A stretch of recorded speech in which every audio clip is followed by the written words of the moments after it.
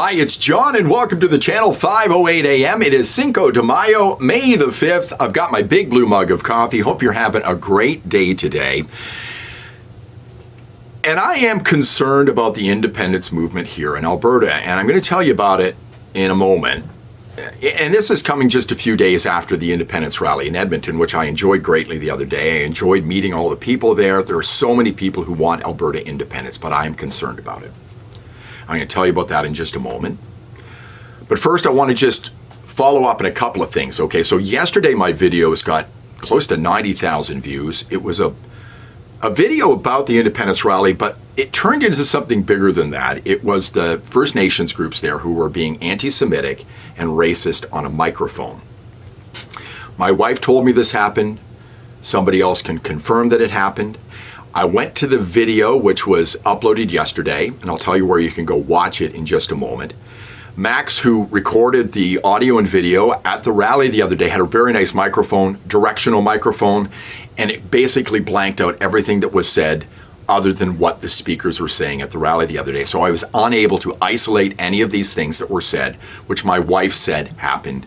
I believe it happened 100%. She also told me that the media was there with cameras on the First Nations groups for the whole thing, and they would have video of this but are saying nothing. Apparently as well, on the grounds at the Alberta legislature, once a group has the stage which they've booked there, other people cannot use amplification to say anything during that rally, our independence rally. Yet they allowed the First Nations to continue to yell and scream in the microphone. They get the First Nations pass. So if you want to see the video, I was going to go in and get clips of it. I had difficulties yesterday downloading the video. Best thing for you to do, go watch it at freedomcalendar.net TV, freedomcalendarnet.net TV. You can watch the whole thing. About 2,000 people have, and subscribe to Max's channel. We appreciate him doing that. I think that's best to do, and give him the views on the whole rally. It's great, good quality, and it sounds terrific as well. So there's a couple of things taken care of right there. Now, I'm not upset. I'm worried about the independence movement here in Alberta. And again, this is just coming off of the rally the other day. Now, this might be some inside baseball for Albertans right now, but Canada's very curious about what's happening here in Alberta. Why am I saying this? Well, if you look here, Danielle Smith today is going to talk to Albertans on the province's path forward with the federal government following a special meeting with the Alberta Government Caucus. She's going to be live streaming this on all of these different platforms. I'm concerned what she's going to say today. She talks about sovereignty within a united Canada, which doesn't make a lot of sense to me.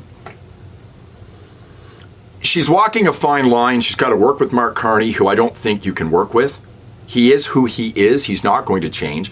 He will tell Danielle Smith anything, but until he ends Bill C-69, ends the tanker ban, ends the plastic ban, ends censorship of oil and gas companies, the 9 things she talks, I mean, it's just till she does that, till he does those things, Danielle Smith should go tell him to take a walk.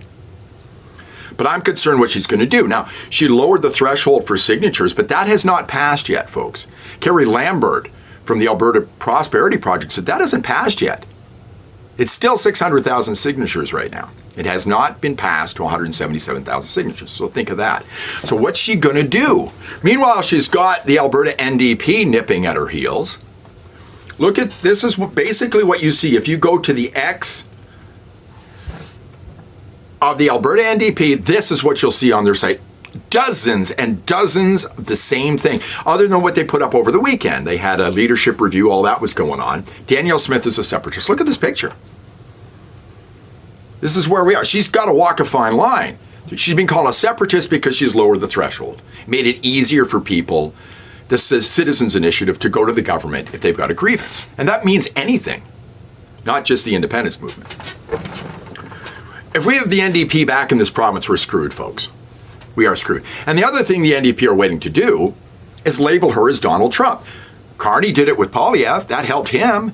Albanese did it against Peter Dutton, the Conservative in Australia. Labour nutcases because Peter Dutton was labeled Donald Trump.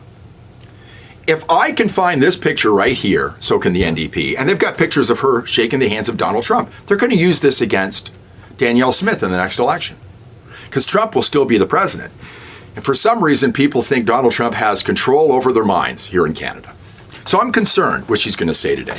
But this leads me to my real concern is, who is leading the independence movement in Alberta? We have no leader.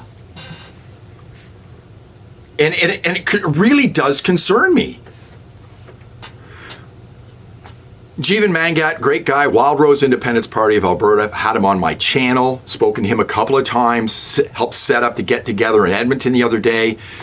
He's not really leading the movement. One of the leaders, Jeffrey Rath, you may have heard the name, Alberta lawyer, wears a hat, said he's going to go down to talk to Donald Trump about becoming the 51st state. Here's Jeffrey. We send $70 billion plus a year to Ottawa and get less than $35 billion a year back from the rest of Canada, or Confederation as it's called. So imagine the wealth and the prosperity of this province with all of that money remaining in the province, remaining in the provincial economy. I like Mr. Rath. He's a 51st state guy. I would prefer independence for Alberta. Is Mr. Rath interested in being part of the independence movement here? I don't think he's the leader of this. Big voice, probably the biggest voice of all these people. He's been in the news a lot lately. And then we got this guy who pops up. Just left the United Conservative Party. He's pissed off with Danielle Smith and the UCP. Here's Cameron Davies, the head of the Republican Party of Alberta. After decades of attempts at reconciliation with the rest of Canada, now is the time to end the abusive and toxic relationship with Ottawa and the East that we find ourselves in today. Is Cameron Davies the guy that's heading up the independence movement here in Alberta? I don't think so. He says that the Alberta Republicans, unfortunate name, by the way, you know what people think immediately, they're the leading movement to hold a binding independence referendum. I don't think Mr. Davies is well known enough to head up this movement. You have to understand, let's go back to 1995 in Quebec. A little bit of a history lesson here. I was in Montreal during the big rally in downtown Montreal just before the referendum. But the people heading up the Let's Get Quebec Out of Canada movement at that point were Jacques Parizeau, the head of the Parti Québécois, and the premier of the province, and Lucien Bouchard, the head of the Bloc Québécois, who was the leader of the official opposition in the House of Commons. You're talking huge names here. The equivalence in Alberta would be having Danielle Smith, the premier, and Pierre Poilievre heading up the independence movement here. We've got nowhere near that. But we've got three people right now who are all working towards some type of Alberta independence, be it 51st state or leaving altogether. We've got Kerry Lambert, who's part of the Alberta Prosperity Project, but I don't think he's the leader. I think there's an Independence Party of Alberta. Do you get my point? Who is leading this group? We're going to piss this away. Time's a wasting, folks. Naheed Nenshi and the NDP are waiting to pounce. There are people, no doubt, working behind the scenes right now in the rest of Canada to screw us over and our independence movement, and we've got no leader. Who's going to step up? Why are these men who are all involved here, who I admire, not getting together, having some sort of summit, sitting down and saying, who do we know that we can put out in front of this movement to make it work here in Alberta so we can get our independence? That's what I want to know. And that's what I'm concerned about. Time's a wasting, folks.